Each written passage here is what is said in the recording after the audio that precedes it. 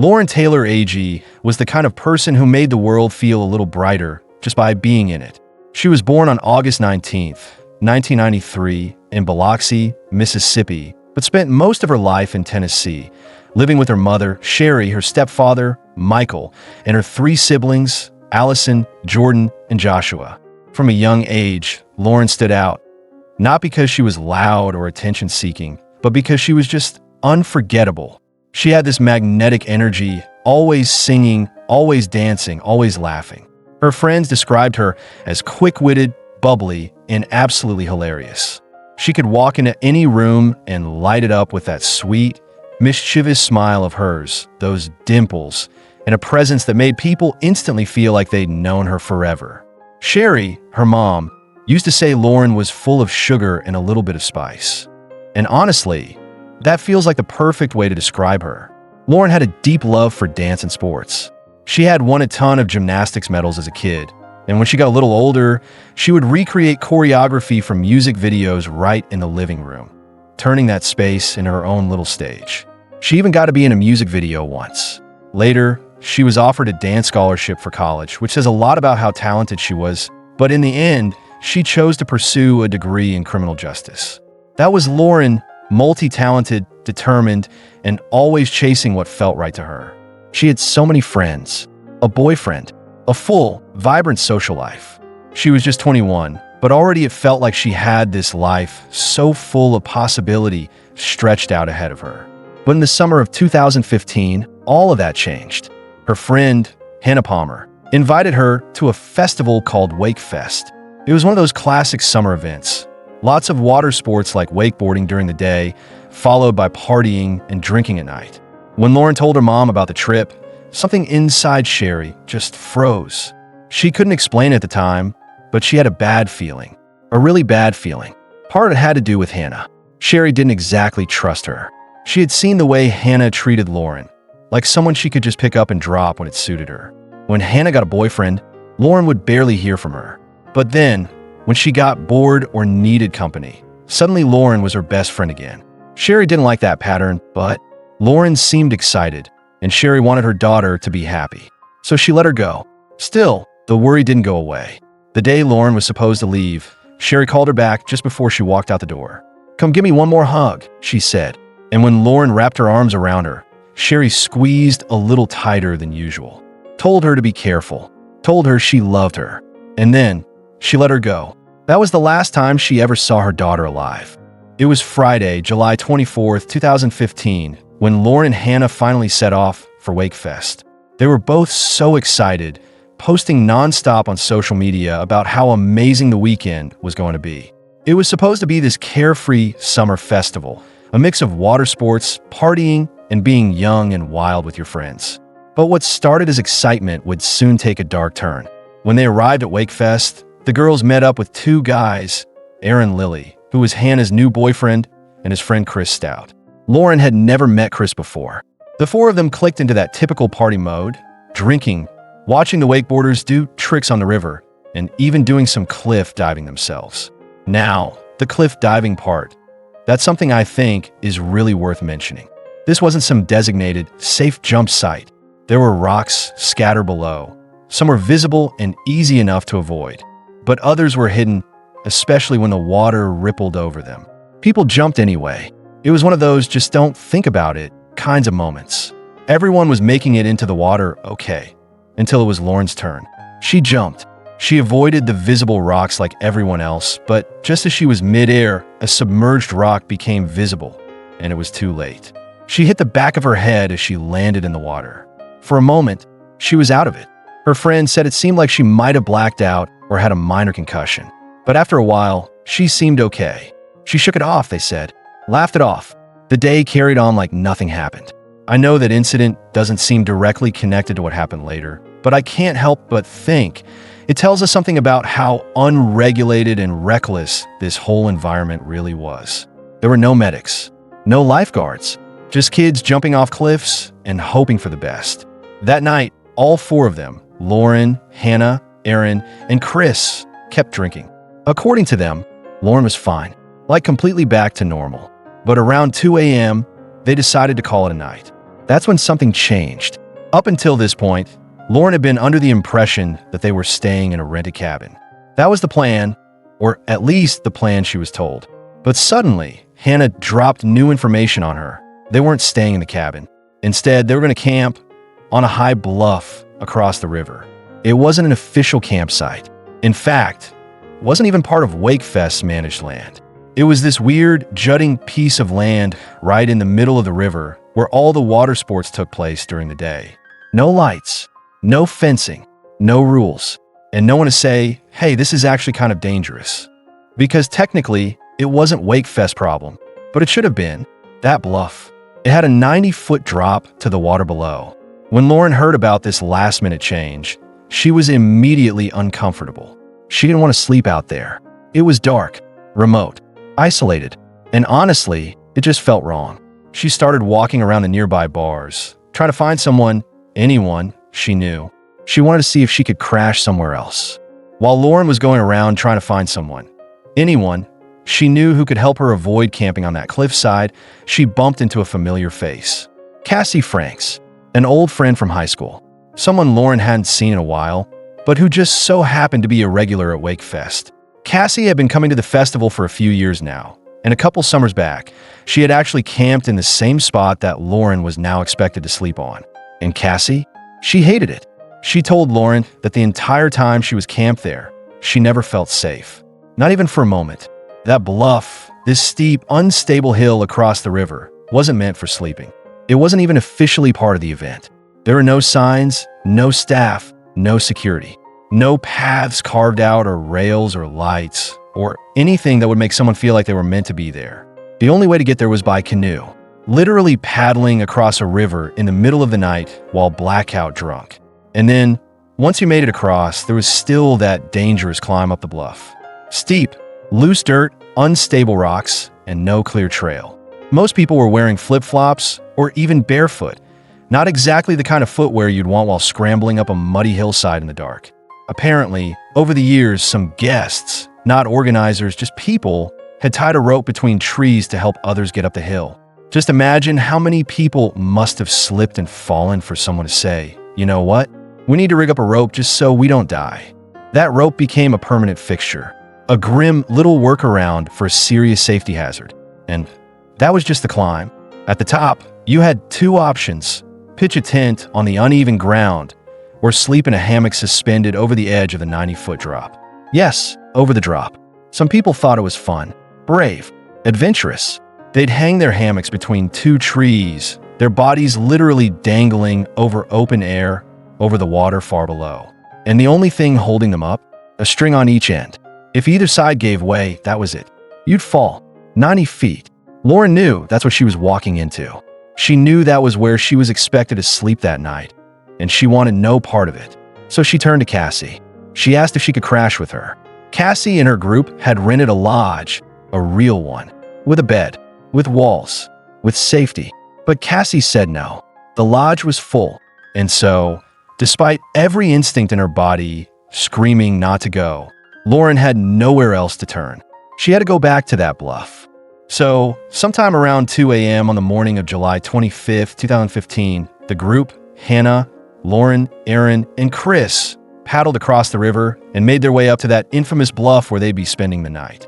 The sleeping arrangements had already been decided. Hannah and her new boyfriend Aaron would share a two-man tent pitch somewhere on the land. And Lauren was expected to sleep in a hammock, suspended over the edge of that 90-foot drop, with Chris. Now, this detail has always raised eyebrows. Why would she agree to that? From everything we know, Lauren wasn't romantically interested in Chris. She had a boyfriend back home. She wasn't out there looking for anyone new. In fact, multiple people who saw her at Wakefest said she and Chris were just casual acquaintances at best. No sparks, no flirting, no real connection. Just two people who happened to end up in the same group. There's even talk of a video from that night, one I haven't personally seen, but many people reference it. In it, Lauren and Chris are at a bar. Chris walks by, and Lauren turns to the camera and pulls a face, like a playful, exaggerated grimace. Not a face you make towards someone you're into. Maybe it was a joke. Maybe it was real. Maybe both. But it speaks volumes. According to Cassie, the same friend Lauren ran into earlier, Lauren wasn't interested in Chris at all. She was just kind of playing the wingman role, keeping Chris busy so Hannah and Aaron could have their alone time. That was the real reason she ended up in that hammock with him. So the four of them climbed up that hill, made their way to the ledge in the dark, and went to sleep. Lauren and Chris in that thin hammock, swaying over the edge of a cliff. And by morning, Lauren was gone. The next morning, when the sun had come up and the rest of the festival had started to buzz back to life, Lauren was nowhere to be found. But strangely, no one panicked. Hannah, Aaron, and Chris claimed they just assumed Lauren had woken up early and headed back down to the main festival site on her own. They didn't think anything was wrong. According to them, it was just Lauren being independent, not wanting to wake anyone else, not wanting to wait around. So they didn't worry. They didn't tell security. They didn't contact the police. They didn't even tell Lauren's family. Instead, they just went about their day. As the hours went by, they started casually asking around, talking to people Lauren knew, Cassie, a few other mutual friends. Hey, have you seen Lauren today? They'd ask. But no one had. Not a single person had seen Lauren at all that day. Still, no one raised an alarm. And then, at around 4:30 p.m., everything changed. Two local fishermen, a father and son named Harry and Dina Elder, were out on the water just a short way from the bluff. That's when they noticed something pink floating near the shoreline. As they moved in closer, they saw it wasn't just debris. It was a body, a young woman floating face down, wearing pink shorts. It was Lauren. Harry later said that the moment he saw her, he got a terrible feeling in his gut. He didn't check for a pulse. He didn't try to move her. Something about it just felt wrong. So he and his son turned the boat around and called the authorities. When police arrived and examined the scene, there were immediate red flags. Lauren's body had come to rest in this shallow, curved section of the shore, not directly below the bluff, not where she could have just rolled off or fallen. And even more strange, the direction of the water's current that day was flowing away from where she was found. If she had fallen from the bluff into the water, the current should have carried her in the opposite direction. But it didn't. Her body was right there, in a quiet curve, almost as if it had been placed there. And that's when some people began to question, did Lauren fall accidentally, or was she put there on purpose? It's a theory that would only grow louder as the investigation unfolded. After Lauren's body was discovered, the two fishermen, Harry and his son Dina Elder, took officers out on the water to show them exactly where she was found. At this point, it was still early. Only 4 people in the world knew there was even a body in that river: Harry, Dina, and the 2 officers. But before they could even reach her, something unexpected happened. As they were paddling toward the location, they came across a man in a canoe heading in the same direction. The police stopped him and told him to turn back, that this area was off limits. And that's when the man said something that sent a shiver down their spines. That could be one of our friends over there. The man in the canoe was Aaron Lilly, Hannah Palmer's boyfriend, one of the people Lauren had spent the night with, one of the last people to see her alive. But here's the thing. How did he know? No one had announced the discovery yet. The body hadn't been examined. Even the police hadn't laid eyes on it. So how could Aaron possibly know there was a body out there? And not just that. How could he immediately assume that it was Lauren? Some people have tried to explain it away. Maybe someone from the shoreline had seen something. Maybe word spread quickly through whispers. But even then, why was Aaron trying to reach the body before the police could? It fell off. All of it. It felt like someone trying to get ahead of something. When Lauren's body was finally recovered from the water, it was sent for an autopsy.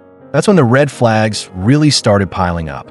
There were bruises on her back, across her shoulders, the kind of bruises that come from blunt pressure, like something or someone had been pressing down hard, deep enough to leave that telltale marbled look, the blood pooling just under the skin.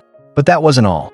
There were also marks on her chest, specifically on her breast, and one of them looked eerily like a bite mark. Now, here's where it gets even more upsetting. The shape of the bite was sideways, not vertical. It wasn't the kind of position you'd expect from a consensual or even spontaneous moment.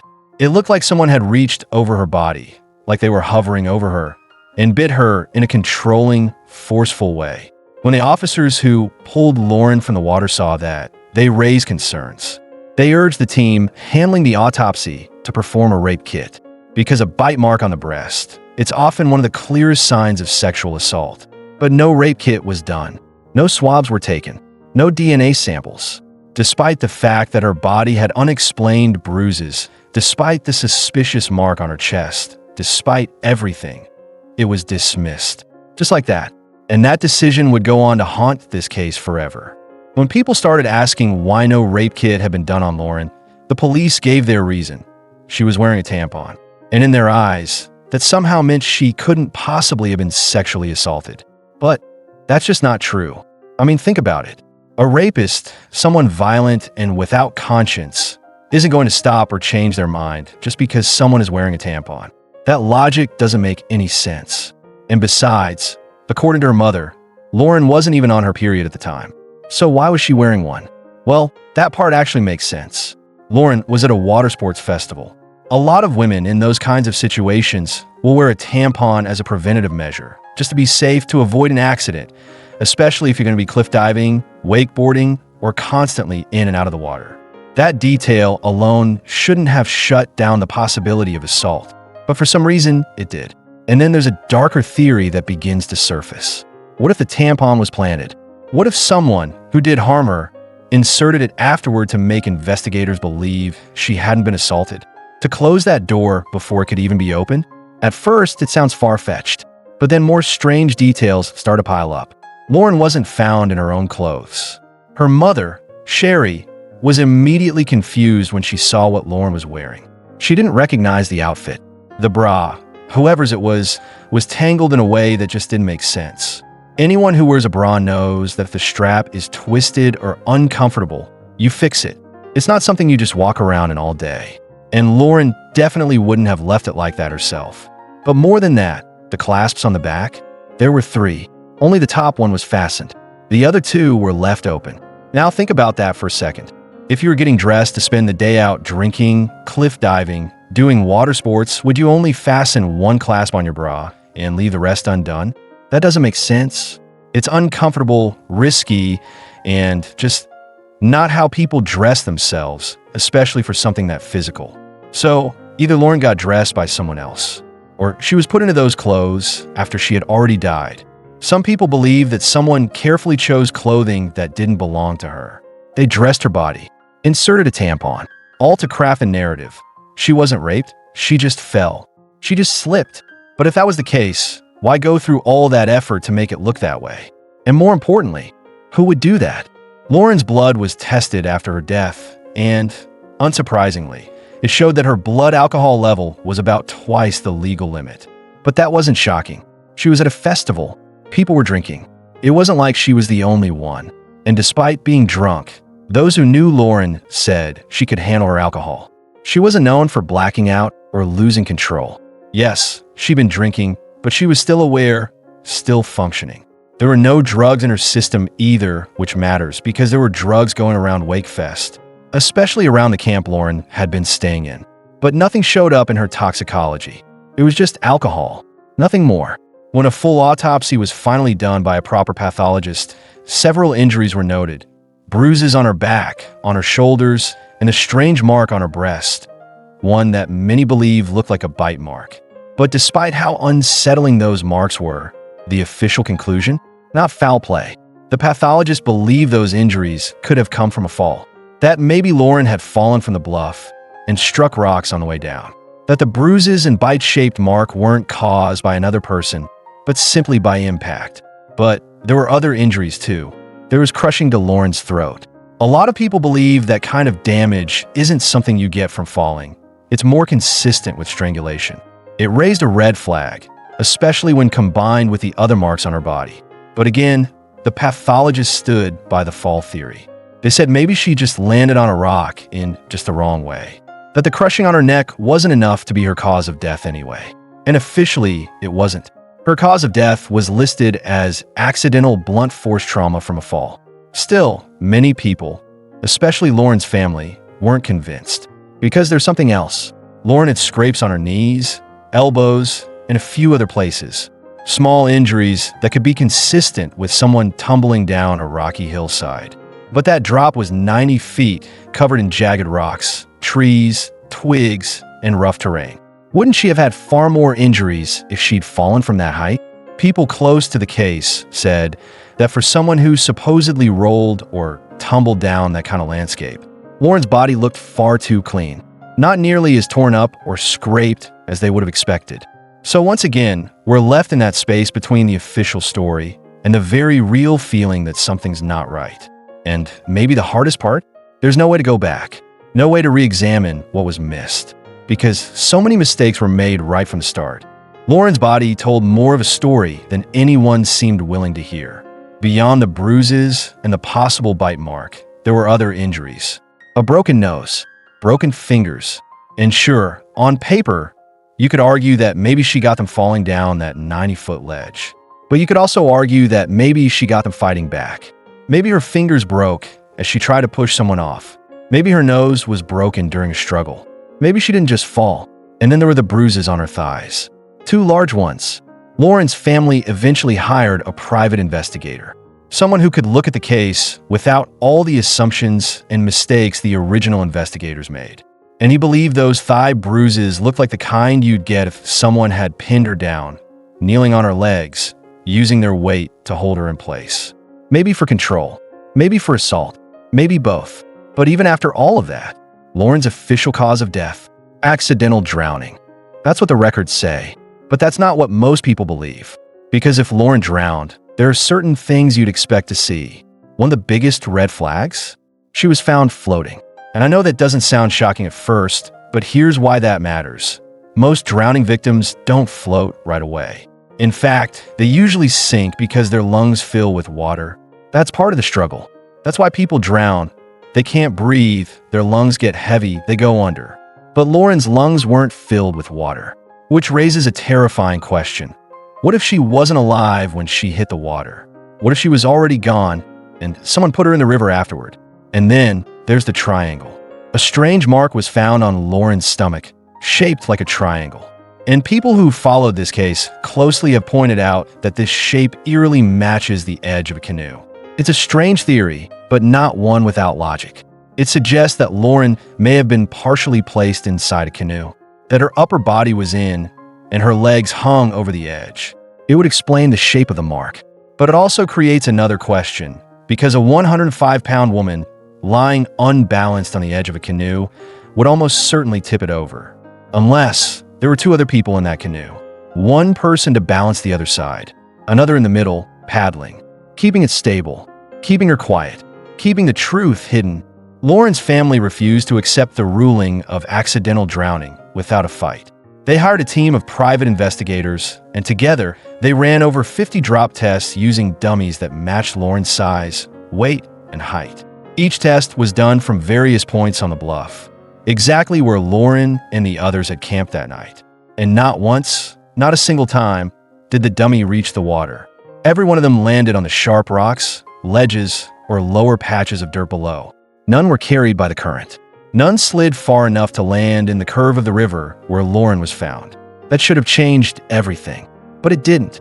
So if Lauren didn't fall, then the only explanation left is that someone moved her body. And if this really was a homicide, there are 3 names that always come up. Hannah Palmer, Aaron Lilly, Chris Stout, the last people to see Lauren alive. The ones who camped with her that night. The ones whose stories changed again and again. But in the eyes of the law, they were never suspects. Because to law enforcement, there was never crime.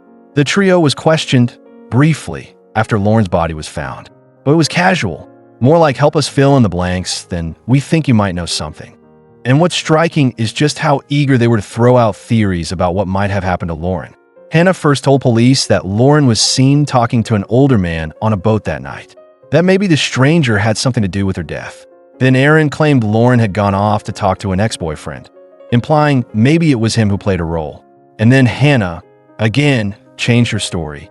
This time, she said maybe Lauren had fallen while going to the bathroom. There were no bathrooms on that bluff, of course. So apparently, people would hold onto a tree, lean back, and go. But that theory? It's been completely debunked. Investigators threw test dummies off that exact bathroom spot. Just like the other tests, they didn't land in the water. They landed on a lower ledge. Had Lauren fallen from there, she might have been injured, but she would have survived. So what does that leave us with? A group of friends offering theory after theory, each one less consistent than the last. Stories that don't match. explanations that fall apart under scrutiny. And through it all, they just kept partying. The very next day, Aaron, Chris, and Hannah went right back to Wakefest like nothing had happened. They kept drinking, kept laughing, kept posting, like Lauren hadn't just died, like her body hadn't been found in the river hours earlier. And then there's one more unsettling detail. When Aaron and Chris returned to the campsite on the bluff, witnesses recalled seeing a campfire burning. Now, that could be nothing. It could have just been a normal fire, because that's what people do when they camp. But with everything else, it just feels heavy. It feels like there's more to the story. Like maybe something was being erased, or covered, or burned. In true crime cases, campfires often mean something more than just warmth or comfort. They're used to destroy, to get rid of things no one should ever find. And while in Lauren's case, there's no way to say for sure what the fire was for, or even who started it. The timing, the place, the people involved, it's hard not to wonder. Especially when you consider what happened next. After Lauren's body was recovered, police needed to bring the others in for questioning. But because they were still across the river, still up on that same bluff, officers had to take a boat to pick them up. The first two they brought in were Aaron Lilly and Chris Stout. And according to the officer piloting that boat, something happened during that ride that has stayed with him ever since. As they began heading back across the water, Aaron turned to Chris and told him, sternly, "Shut up. I'll do the talking." He told Chris not to say a single word. He would handle it. He would speak to the police. He would control the narrative. But Chris was unraveling. Throughout the ride, he kept saying he wanted to get off the boat. He sounded agitated. He kept repeating the same thing to Aaron, something the boat operator overheard very clearly. "I'll have to get the gun off the cop to get off this boat." Let that sink in for a moment. Chris was talking loudly about trying to disarm a police officer, about stealing a gun just so he could escape. And sure, he never actually attempted it. But why say that at all? Why was he so desperate to get away? What was he afraid of? The officer driving the boat said he could hear the whole exchange. And to him, it wasn't just some weird drunken rant. It was suspicious. It felt like two people who knew something and were trying very hard to keep it buried. Later, back at the station, that same officer said Aaron and Chris continued whispering to each other. And at one point, Aaron allegedly turned to Chris and said something that made his stomach drop. Stick to the story. And from that moment on, they did. Months after Lauren's death had been officially ruled an accident, her family still couldn't shake the feeling that something was deeply wrong. So they took matters into their own hands. They hired private investigators, people who weren't bound by official narratives or pressured to close a case quickly. And one of the first things they did was start questioning people who actually knew the three individuals Lauren had spent her final night with: Hannah, Aaron, and Chris. One of the people they spoke to was Cassie Franks. You might remember her. Cassie was the old high school friend Lauren bumped into at Wakefest, the one she'd asked for a place to stay. But Cassie was also more than that. She was Aaron Lilly's ex-girlfriend. And what she told investigators was terrifying. Cassie said Aaron had been abusive throughout their relationship. Aggressive, controlling, violent. She eventually broke things off because she couldn't take it anymore. She even had photos, pictures of her injuries, showing bruises and bite marks. And if you believe that the mark on Lauren's breast was a bite, then suddenly there's a possible link. Of course, officially, the autopsy ruled that mark as non-suspicious. Just an injury from a fall. But the question is, do you believe that? Another person investigators reached out to was Lauren's friend Jade. Jade hadn't gone to Wakefest that weekend. She was at home, but she'd been texting with Lauren that night. And what Lauren texted her was heartbreaking. She told Jade she wasn't having fun, that she wanted to leave. She even asked Jade to come pick her up, but it was late, dark. The roads were winding and unfamiliar. Jade didn't feel safe making the trip, so she said no. And that was one of Lauren's last chances to get out. Later, Hannah would tell police that Lauren had been so desperate to leave, she was threatening to drive herself home, drunk. That's why, according to Hannah, Aaron and Chris took Lauren's car keys, for her own safety. But there's another side to that. Lauren had already told multiple people that the group had been mean to her that night. She felt isolated, humiliated. She wanted to go home, not because she was irrational or drunk, but because she didn't feel safe with them. So maybe they didn't take her keys to protect her. Maybe they took them to control her, to keep her from leaving, to stop her from getting away. It's possible Lauren did mention driving home, whether seriously or in frustration, and they used that as a justification for taking her keys. But it's also possible that they took them just to mess with her, to keep her stuck, to make her feel powerless. We don't know for sure, but we do know this. Lauren tried to leave. She told people she didn't feel okay, and no one came. There was one more person who came forward, someone who had no connection to Lauren or to Hannah, Aaron, or Chris. A man named Chris Brown. He wasn't at Wakefest. He wasn't drinking or partying or involved in any way. He was just a regular guy on a weekend away with his wife and kids, staying in a cabin by the lake. The same lake where Lauren would later be found. And what he saw has haunted him ever since. He said that sometime around midnight on the night of Lauren's death, he stepped out onto the dock behind his cabin. It was dark, quiet, but then he noticed someone, a young man, swimming toward the dock. The man climbed up, soaking wet, spitting up water, gasping for air, visibly shaken. Chris Brown later described him as looking distraught and worn out. According to him, this young man said something that stuck with him. "I almost drowned trying to swim back from the bluff." Chris Brown didn't know who the man was at the time, but later, after seeing photos and news coverage, he became convinced that the person he saw was Aaron Lilly, not just because of his build or face, but because of the shorts he was wearing. Knee-length swim trunks with an American flag pattern, the same style Aaron had been seen wearing at Wakefest earlier that day. Now, some people question this account, mainly because of the timing.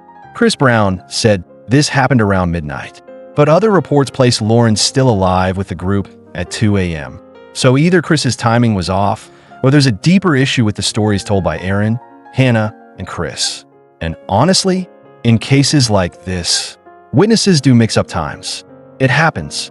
Midnight, 1 o'clock, 2 o'clock. It blurs together. But what makes Chris Brown's account feel real is that he had nothing to gain. No reason to insert himself. He wasn't even part of the event. Just a man standing on a dock in the dark, watching someone crawl out of the water, shaken and scared, and later realizing that something terrible might have already happened by that point. If he was right, if that man was Aaron, then why was Aaron alone? Why was he swimming back, choking on water, while Lauren was still unaccounted for? And if it wasn't Aaron, then who was it? And why has that man never come forward? Before we wrap up this story, there are a few more things you should know about the 3 people who were with Lauren the night she died: Hannah, Aaron, and Chris. As we've said, after Lauren's body was found, they didn't leave the festival. They didn't take time to grieve. They didn't even go home. They stayed at Wakefest for 2 more days, drinking, partying, and posting as if nothing had happened. And when they did eventually leave, Chris posted a photo from Wakefest on Instagram. The caption? "Best weekend ever." It's hard to even process that, because Lauren had died, their friend had died, and they had been the last people to see her alive. But maybe the most painful detail of all, none of them, not Aaron, not Chris, not even Hannah, Lauren's longtime friend, attended her funeral. Not one. No flowers, no messages, no golonbis. And then, just a few months later, Aaron and Hannah moved in together. They left Tennessee and started a new life in Florida. A new house, a new chapter, as if the past had no weight at all. But even then, Lauren's story wouldn't rest. Around that time, hateful comments began popping up online. Anonymous posts about Lauren, about her death. Cruel theories, lies, accusation, the kind of things that hurt, not just because they're untrue, but because someone took the time to write them. Lauren's family, desperate to stop the harassment, brought in their private investigator again. And when they traced the IP address behind those cruel posts, it led back to one place. The same street in Florida where Aaron and Hannah had moved. Coincidence? Maybe, but it doesn't feel like one. Today, Lauren Agee's case is closed. The official story says she fell from a bluff in the middle of the night, that she hit the rocks, that she drowned. But her family doesn't believe that. And to be honest, a lot of people don't, because the truth doesn't hide in official reports. It lingers in the questions no one answered, in the bruises no one swabbed, in the friends who didn't show up to say goodbye. Lauren deserved more than that. She deserved safety. She deserved justice. She deserved to come home. And maybe, one day, the truth will finally do what justice never did.